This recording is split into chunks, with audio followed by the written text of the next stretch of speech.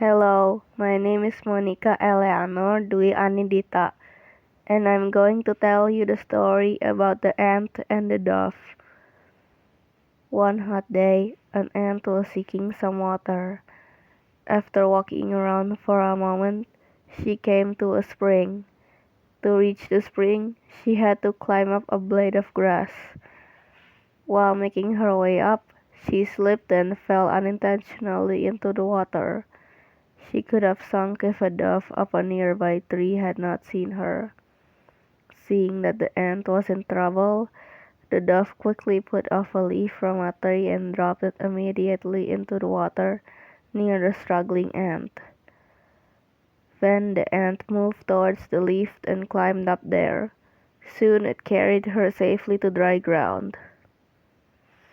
Not long after that, there was a hunter nearby who was throwing out his net towards the dove, hoping to trap it in this way. Guessing what he should do, the ant quickly bit him on the heel. Feeling the pain, the hunter dropped his net and the dove flew away quickly from this net. Moral of the story: one good turn deserves another.